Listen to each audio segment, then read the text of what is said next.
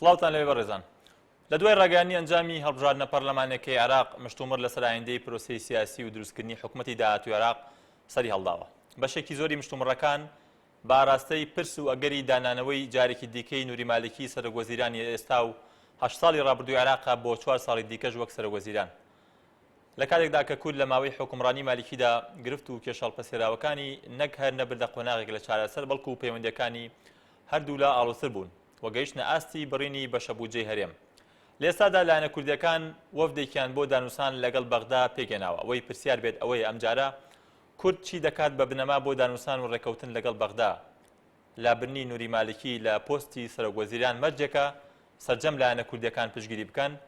پێشهات و ڕووداوە سیاسیەکان کورد بەیەکەوە دەبنەوە بۆ بەغدا یاخود جارێکی تر یاخود کاریگەری هەرێمی و بەرژەوەندەکانیان دوجار لایەنە کوردیەکان دابش دەکات. بەڕێزان ئەم تەوەرە لە دیوی دومی هەواڵ تاوتوێ دەکەین بۆ تاوتوێکردنیشی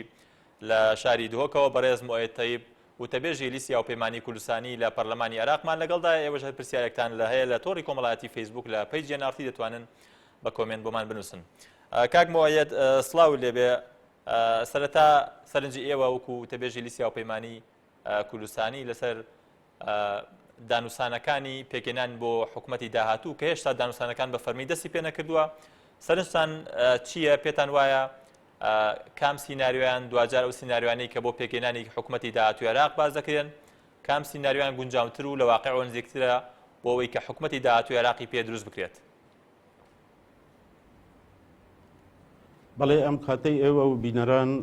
باشتر بەڕاستی ئێمە وا بۆ دەچین پێش ئێستا لە خۆلی ئێمە ینی خۆلی ڕابردوو هەرچەندە بڵێن هاوپەیمانی کوردستانی کە لە یەکێتی و پارتی پێک دەهات حکوومەتیان پێکهێنابوو لە هەرێمی کوردستان و لایەنەکانی تر هەر سێ لایەنی تر گۆڕان یەکگرتو کۆمەڵە ئۆپۆزیسیۆن بوون لە کوردستان، بەڵام لە ماوەی ئەم 4 ساڵە لەسەر هەموو کێشەکان ئێمە بەڕاستی هەڵوێستمان یەک بوو. ئێستا ئەگەر تەماشا بکەین هەموو پێکەوە بەشدار دەبن لە حکوومەتی هەرێمی کوردستان و کێشەکانی ئێمە لەگەڵ بەغدا کێشەی حزبێک و حزبێکی نینن، کێشەی هەرێمی کوردستانن، کێشەی بۆ چۆنی ئێمە دەربارەی فدرالی و دەربارەی دابەشکردنی دەسەڵات و سەروەت و سامان لە نێوان هەرێمیان و بەغدا کەواتە کێشەکان لە نێوان حکوومەتی کوردستانن و بەغا. لەبەر ئەوە من دەبینم ئەم جارە کورد بە یەک تیم دەبن و ئەگەر بتوانن هەر وا بە یەک هەڵوێست ببینن هەر چه حکوومەتێک بچنە ناو ئەوە خزمەتی بەرژەوەندیەکانی باڵای کوردستان دابین دەکەن و ئەگەر پێکەوە نەچنە ناو حکوومەتێک یانی هەندێک لایەن بچن و هەندێک لایەن نەچن ئەوە زیان بە بەرژەوەندیە باڵەکانی کاک موعید پێم باشە دواتر بینە سەر یەکڕێزی لایەنە کوردیەکان کە لە ئێستاە لایەنە کوردیەکان وەفدێکیان بۆ دانووسان لەگەڵ بەغدا پێگەناوە، بەڵام ئەو سیناریوانەی کە بۆ حکوومەتی داهاتووی عێراق باز دەکرێن پێتان وایە دەوڵەتی یاسا بە سەرۆکایەتی نووری مالکی جارێکی دیکە دەتوانێت پۆستی سەرۆکوەزیرانی عێراق بەدەست بهێنێتەوە؟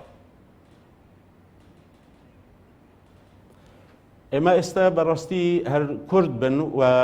کوتلە سونیەکانیش هەموو دەڵێن دەبێ سەرۆک وەزیری داهاتوو هاوپەیمانی نیشتیمانی دەستنیشان بکێت. هاوپەیمانی نیشتیمانی ئێمە دەزانین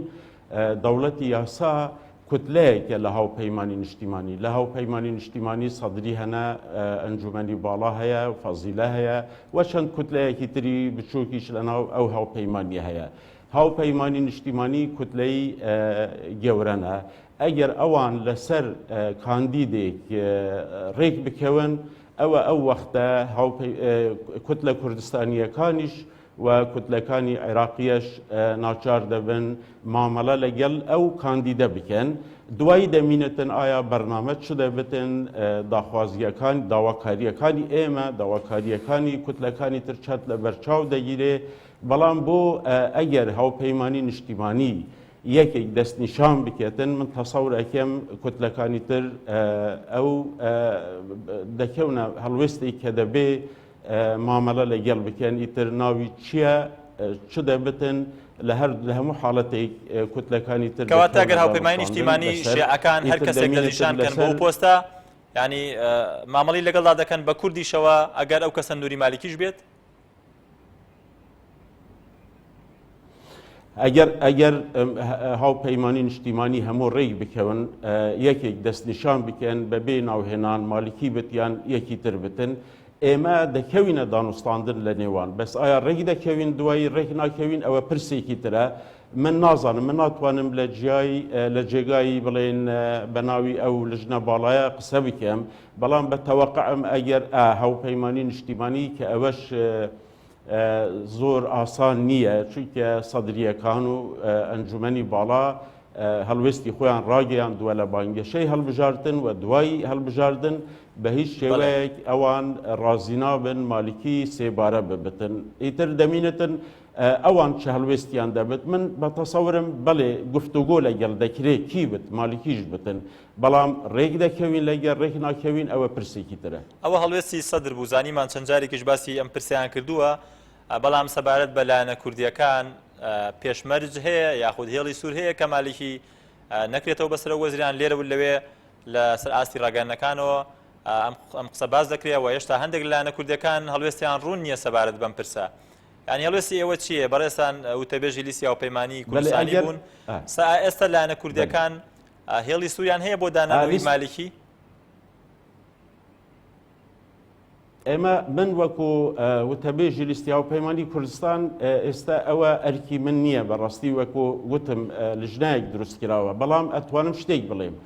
کە پرۆژە یاسایی دەستنیشانکردنی ویلایەتی سەرۆک وەزیر بە دوو ویلایەت تەنیا بە دوو ویلایەت ئێمە وەکو کوتلە کوردیەکان هەمومان دەنگ بۆ دابوو ئێمە هەمووش دەزانین ینی کوتلەکانی تریش طبعاً زۆرینەی ئەندامانی پەرلەمان ئەو وەختە دەنگیان بوو ئەو قانونەیان داوە و قانونەکە لە دادگای فدرالی نەقز بوو ئەگەر لەسەر ئەو مووقفە بچین ئێمە باش دەزانین ئەو قانونەکی هاتە ناو پەرلەمان مەبەست نووری مالیکی بوو چونکە کەسی تر دوجار نەبووە سەرۆک وەزیر جگە لە مالیکی ئیتر ئەگەر استیناد بکەینە سەر هەڵوێستە کۆنەکانی ئێمە لە ناو پەرلەمان هەموو کوتلە کوردیەکان بە ئەوانەی کە حکوومەتیش بوون و ئۆپۆزیسیۆن بوون لە کوردستان ئێمە دەنگمان بۆ سێبارە نەبوونی سەرۆک وەزیر دەنگمان دابوو و ئەو وەختەش هەمویان باش دەزانی مەبەست لەو کەسە نووری مالیکیە کەواتە لە ئێستا ینی هەڵوێستی پێ دوایە هەڵوێستی لایەنە کوردیەکان هەر هەمانەوە هەڵوێستەیە کە سەرجەم لایەنە کوردیەکان هەمانە هەڵوێستەیە کە لە پەرلەمان بۆ ئەو یاسایی کە ڕێگری لە خۆکاندیدکردنەوەی مالیکی بۆ سێم جار دەردەکرا هەوڵی بۆ دەدرا هەمانەوە هەڵوێستەیە ئێستاش ئەگەر وتم ئەگەر هاوپەیمانی نیشتیمانی تاکە کاندید بۆ سەرۆک وەزیرەتی نووری مالیکی دەستنیشان بکەن ئەگەر سەدری و بڵێن ئەنجومەنی ئیسلامی باڵا و کوتلەکانی تر هەمویان ڕێی بکەون کە تاکە کاندید یان نووری مالیکیە من تەسەورەکەم ئێمە کورد دانوستاندنی لەگەڵ دەکەن بەڵام دیسە دووبارە دەکەم ڕێک دەکەون ڕێک ناکەون ئەوە پرسێکی ترە کەواتە پێ وایە هێشتا پرسی دانانەوەی مالیکی لەلایەن کوردەوە نەبووە بە هێڵی سوور ینی هیچ هێڵێکی سووری نییە کورد بۆ پێگەێنانی حکوومەتی داهاتوو بە تایبەت لە سەرخودی مالیکی کە بەشێکی زۆری مشتومڕەکان لە ساڵانی ڕابردوودا لە نێوان هەرو هەولێر و بەغدادا پرسی خودی مالیکی و سەرۆک وەزیران دەهێنایە بەرباس نا من ئەتوانم بڵێم هێشتا هاوپەیمانی نیشتیمانی کاندیدێک بۆ سەرۆک وەزیراتی بڵێن یەکلا نەکردووە ئەوەی ئێستا بیستۆمانە تەنیا بەڵام ئەگەر یەکلای کردەوە کە چەند سەرکردێکی دەوڵەتی یاساش باسەوە دەکەن کە نووری مالیکی چەند سەرکردێکی دەوڵەتی یاساش لێدوانیان داوە کە باز لەوە دەکەن مالیکی کاندیدی دەوڵەتی یاسایە بۆ پێی زۆرترین کورسیەکانی مسۆگەر کردووەوە هەر ئەمڕۆژ پەرلەمانتاریکیان باز لەوە دەکا ئیتلافەکە ئێوان نزیک بووەتەوە لە 130 کورسی بۆ پێی هەندێک لە کوتلەکانی کەش ئامادەی خۆیان دەربڕیە بۆی کە بێنە ناو ئیتلافی دەوڵەتی یاساوە کە نووری مالیکی سەرۆک وەزیران سەرۆکاتی دەکات ئەگەر خۆیان یەکلا کردەوە ئەو کاتە هەڵوێستی لایەنە کوردیەکان چی دەبێت هیچ ئامادەکارێکی پێشوەخت هەیە بۆ ئەوەی کە هەڵوێستێکی یەکانگیریان هەبێ بەرامبەر بەم بابەتە ئێمە هەموو دەزانین خۆلی ڕابردوو لیستەی یەکەم بە ژمارەی کورسیەکان لیستی عێراقیە بوو بە سەرۆکایەتی ئەیات عەلاوی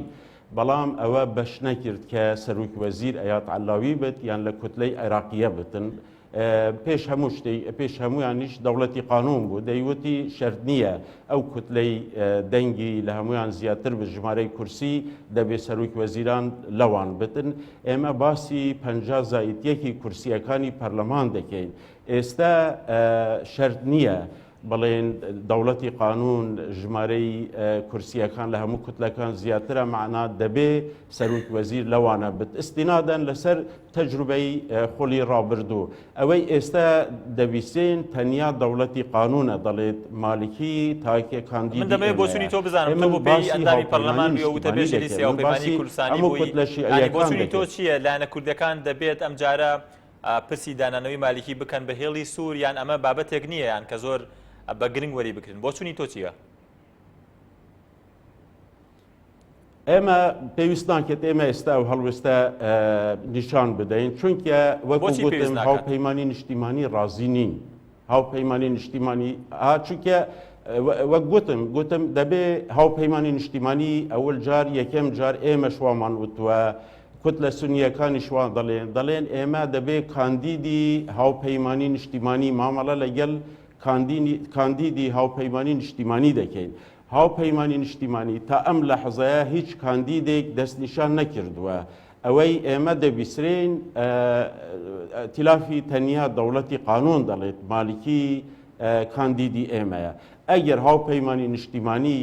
ڕێککەوتن هەمویان پێیکەوە کە نووری مالکی تاکە کاندیدی ئەوانە ئەو وەختە ئەو لژنە باڵایە سەرکردایەتی سیاسی هەرێمی کوردستان ئەوان هەڵوێستێک وەردەگرن. من ئێستا ناتوانم بە ناوی منیش پرسیارەکەم لەو ڕوانگەوە کرد دەمەوێت بیربۆچوونی تۆ بزانم نەک ینی تۆ بەڕێستانەوەکو هەڵوێستێک بە ناوی سەرجەم لایەنە کوردیەکانەوە بیربۆچوونی تۆ چییە لەسەر پرسی دانانەوەی خودی مالیکی لە کاتێکدا کە لە ماوەی 8 ساڵی ڕابردوودا و بە ئێستاشەوە کە کێشەکانی هەرێم و بەغدا ئاڵۆسر بوون و بەشە بوجە و موچی فەرمانبەرانی هەرێم لە بەغداوە بڕاوە لە سەرەتای ئەم ساڵەوە پێت باشە ینی تۆ بۆچوونی تۆ چیە لەسەرەوەی ئایا لایەنە کوردیەکان پێداگیری بکەن لەسەرەوەی کە مالکی دانەنرێتەوە جارێکی دیکە بۆچوونی تۆ چییە؟ من باسی ئەوەم کرد کە پێش ئێستا کوتلە کوردستانیەکان هەڵوێستی خۆیان نیشاندا بوو کە پرۆژە یاسایی دەستنیشانکردنی ویلایەتی سەرۆک وەزیر بە دوو ویلایەت ئەوە بوو هەموو کوتلە کوردستانیەکان هەڵوێستی خۆیان دیار کرد کە مالکی بۆ جاری سێەم نەبتە سەرۆک وەزیر. دوای ئەوە مالکی موچە و بودجەی هەرێمی کوردستانیش بڕیوە یعنی دوای ئەوە کێشەی ئێمە لەگەڵ دەوڵەتی قانون زیاتر بووە ئیتر ئەم جارە هەڵوێستمان چ دەبێتن دەبێت ئستینتاژ بکرێ با بینەران خۆیان ئستینتاژ بکەن. بەڵام ئەوەی گرنگە ئێمە لە دوو حاڵەتێک کە گوتم حاڵەتی یەکەم ئەبێ هاوپەیمانی نیشتیمانی ڕێک بکەون لە ناو خۆیان حاڵەتی دووەم ئایا ئەو کاندیدای تر بەڕێز مالیکیە یان هەر کەسێکی تر بتن چەند ئامادەیە داواکاریەکانی هەرێم و کێشەکانی نێوان ئێمە و بەغدا چارەسەر بکات. من تەسەورێکم هەڵوێستی کوتلە کوردستانیەکان لەسەر ئەو دوو فاکتەرە دەبێت. بەڵام پێت وایە نووری مالیکی ئەگەر لە 8 ساڵی ڕابردوودا ئامادە نەبوو بێ کێشەی کورد چارەسەر بکات لە ئێستاە بە چ گەرنتیەک دەیەوێت چارەسەری کێشەی کورد بکات ئەگەر ئێمە ینی چاوەڕوانی ئەگەرێکی لەو جۆرە بین تا ئەوەی لایەنە کوردیەکان هەڵوێستیان سەبارەت بەم پرسە ڕابگەێن. من تەسەور ناکەم ینی ئەوە هەڵوێستی بەڕێز مالیکی و دەوڵەتی قانون لە سەر پرسی نەوت و لەسەر پرسی دادگای فدرالی لەسەر دەستور مووقفیان سابتە ئەوان ڕازینین کە هەرێمی کوردستان ئەم دەسەڵاتەی هەبێت ئەوەی ئێستا هەیەی. ئایا سیاسی هەرێمی کوردستان سەرکردایەتی سیاسی هەرێمی کوردستان ئامادەیە؟ ئێمە دەڵێن هێشتا هەموو شتێکمان بەدەست نەهێناوە. ئێمە دەڵێن ئەو دستورە جێبەجێ نەکراوە. ئێمە دەڵێن مادەی 140 بە قەست جێبەجێ ناکرێ. ئایا هەرێمی کوردستان ئامادەیە تەنازل لەو دەستکەوتانە بکات؟ من هەموو جارێ دەبیسێم هیچ سەرکردەیەکی سیاسی ئامادە نییە بڵێت ئێمە ملکەچی بەغدا بین و تەنازل لە دەستکەوتەکان بکەین لەبەر ئەوە من تەسەور ناکەم هیچ چێزێکی کوردستانی لێستایە کە گرفتەکانی نەناردنی بەشە بۆ جێ و موچی فەرمانبەران یەکێکە لەو کێشانی کە لە سەرەتای ئەم ساڵەوە لەگەڵ بەغدا دەستی پێکردووە پێت وایە ئەگەر ئەم کێشە چارەسەر نەکرێت کێشەی ناردنی بەشە بودجەی هەرێم لە بەغداوە بە کێشەی موچی فەرمانبەران بەگشتی پێت وایە ڕێگر نابێت لە دانوستانەکانە یاخود کورد بەبێت چارەسەری ئەم گرفتە جاری کە دەچێتەوە دانوستانەکان؟ من ڕەئی خۆم شخصی دەڵێم یعنی ئەوە ڕەئی منە دەبێ هیچ دانوستانێک لەگەڵ کوتلەی دەوڵەتی قانون نەکرێت تا موچە بەشە بودجەی هەرێمی کوردستان نەگێتە هەرێمی بەڵام ئەگەر دانوستان کرا بەبێ چارەسەری ئەم کێشە پێت وایە هەڵوێستی کورد لاوازتر دەبێ؟ بێگومان بەس شتێک هەیە ئەبێ فەرق بکەین ئێمە ئێستا بۆ پێکهێنانی حکوومەت لەگەڵ دەوڵەتی قانون و لەگەڵ حکوومەتی بەغدا مفاوەزات ناکەین ئێمە لەگەڵ هێزە سیاسیەکان دەکەین عێراقیە بڕیاری نەداوە بڵێن کوتلە سیاسیەکانی تر لەگەڵ ئەوە نەبووینە یان بڕیاریان نەداوە بەشە بودجەی هەرێم ببردێ لەبەر ئەوە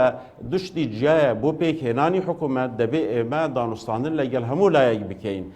چونکە ئێستا مفاوەزاتی ئێمە لەگەڵ نەوەکو حکوومەتی هەرێمە لەگەڵ حکوومەتی فدرال مفاوەزاتی ئێمە ئێستا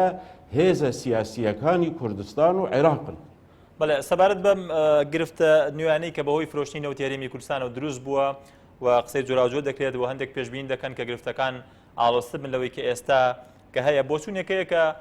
حکوومەتی عێراقی لەڕێی دادگای فیدراڵیەوە ناتوانێت گرفتی نەوت ئەو ناکوکیان لەگەڵ لەسەر نەوت لەگەڵ هەرێمی کوردستاندا هەیەی یەکلای بکاتەوە دادگای فیدراڵی ناتوانێت ئەو ڕۆڵە بینێت؟ بەڵێ بێگومان ئەو لێدوانە هەر خۆم دامە دادگای فدرالی ئەو دەسەڵاتەی نییە کێشە سیاسیەکانی کوردستان کێشە سیاسیەکانی عێراق چارەسەر بکێتن من ئەو پرسیارە دەکە بیانی ئێستا ئەگەر دادگای فدرالی بڵێت هەرێمی کوردستان ناوت بفرۆشێ ئایا حکوومەتی هەرێمی کوردستان پێگیر دەبێت بەو بڕیارە و حکوومەتی فدرالی چ دەسەڵاتی حکوومەتی فدرالی و جیهازی تەنفیزی و قەزایی چ دەسەڵاتێک هەیە هەرێم نەچار بکێت کە ناوت نەفرۆشرێت هەموو شتێکی ئەم بەکارهێنا تاکە کارتیان ئەوە بوو دوا کارتیان ئەوە بوو بەشە بودجەی هەرێمی کوردستان ببڕن ئەوە طبعاً پێش فرۆشتنی ناوت بوو بەڵام دیسە سەر نەگرت و هەرێمی کوردستان بڵێن بەردەوام بوو لە تا بڵێن توانی ناوتەکە بفرۆشرێ دادگای فدرالی ئایا ئێمە ئێستا ئەگەر بچین و شکایەت لە دادگای فدرالی بکەین بڵێن مادەی 140 مادەیەکی دستوریە تا ئێستا جێبەجێ نەکراوە و جێبەجێ نەکردنی خەتای حکوومەتی فدرالیە ئایا دادگای فدرالی ئەتوانێت بڕیارێک بدات کە دژی حکوومەتی فدرالی و بڵێت دەبێت لە خلالی ئەوەندە فترە مادەی 140 جێبەجێ بکەی کەواتە ئێمە من کە دەڵێم دادگای فدرالی ئەو توانایان نییە چونکە ئێمە لە دیموکراتیەتێکی عریق ناژین ئێمەنە ئەڵمانیایینە و ئەمریکایینە دادگای فدرالی و مؤسسات هەموو تەواو بووینەوەفرۆشتنی نەوتی هەرێم گرفت بۆ دانوستان دروست بکات ینی ئەگەر هەرێمی کوردستان بەردەوام بێت فرۆشتنی نەوت گرفت بۆ دانوستان لەگەڵ لایەنە عێراقیەکاندا دروست ناکات؟ من بە کورتی سوپاس دەکەم کاتمان کەماوە تەسەوورێکیان فرۆشتنی ناوت بەڵێ فرۆشتنی ناوت پێگەی هەرێمی کوردستان بەهێز دەکێت و ئەمە هەنگاوێکی سەرکەوتوانە بوو و خەڵکی کوردستان دەبێت ئاهەنگ بگێڕن بۆ ئەو سەرکەوتنە. بەڵێ کاک مۆید کۆمەڵێک پرسیارمان لە تۆڕی کۆمەڵاتی فەیسبوک بۆ هاتووە من بۆ بەڕێستانی دەخوێنمەوە بڕوا حەسیب دەپرسێت بە بڕای من کورد بە هیچ جۆرێک تەنەزول بۆ بەغدا نەکات ئەمڕۆ بە بڕیاری بەغدا ڕازی بێت سبەی بڕیاری قورستر بەسەر کووردا دەچەسپێنێت وەڵامی بەڕێستان چییە بۆ ئەمە بۆ ئەم سەرنجە؟ ئەوە هەمان قسەکانی منیش هەمان ناوەڕووکی هەبووە ڕاست دەکرد. بەڵێ ئالەند دەپرسێت کورد خاوەنی نەوت و چەک و کۆمەڵی سیاست مەدارە ئایا کورد هیچ ڕێگەچارێکی تری نییە جگە لە دانوستان لەگەڵ بەغدا لێر لەوێ باس لەوە دەکرێت کە کورد بژاردەی دیکەی لە بەردەستدایە جگە لەوەی چارەسەری کێشەکانی لەگەڵ بەغدا بکات بژاردەی دیکەی کورد چییە بۆ چارەسەری کێشەکانی؟ بەڵێ بژاردەی عسکەری نییە، یعنی هەرێمی کوردستان پەنا نابەتە بەر شەر و شەر هەڵناگیرسینێ. بژاردەی کورد ئەوەیە یەک لەوانە فرۆشتنی نەوت بوو، ئەوە سەرکەوتنی بەدەستێنا. ئەوەی دووەم ئەگەر کێشەکان چارەسەر نەبێت، ئەوە جەنابی سەرۆکی هەرێم باس دەکێت بە ئاشکرایی، ئەو وەختە دەگەڕێینەوە بۆ ڕای خەڵکی کوردستان، ڕاپرسی دەکەین چ دەیانەوێ پەیوەندی ئێمە و بەغدا چ بتن، فدرالی بێت، کۆنفدرالی بێت، سەربەخۆیی بتن، ئەو بژاردانە مەبەست. بەڵێ لە سەروبەندی باسکردن لە دانووسانەکان بۆ پێگەێنانی حکوومەتی ئایندی عێراق، هەندێک ترسی ئەویان هەیە کە لایەنە کوردیەکان یەکڕیز نەبن و پێگەێنانی حکوومەتی داهاتووی عێراق دابشیان بکات بەسەر چەند بەرەیەکدا. پێت وایە لایەنە کوردیەکان یەکڕیز دەبن بە یەکڕیزیەوە دەستنە بەغدا بۆ پێگەێنانی حکوومەت ئەم جارە؟ یعنی هەتا ئەم لەحظەیە هەڵوێستی هەموو لایەنە سیاسیەکان ئەوەیە کە بە یەک تیم دەچین و یەک هەڵوێستمان دەبتن. وەکو گوتم بەهانەی تریش نییە، چکە ئێمە ئێستا هەموو لە حکوومەتی هەرێمی کوردستانی پێشان ئەگەر حکوومەت و ئۆپۆزیسیۆن بوون، هێزەکان دابەش ببوون سەر حکوومەت و ئۆپۆزیسیۆن، بەڵام ئێستا هەموو حکوومەتن. لەبەرەوە هیچ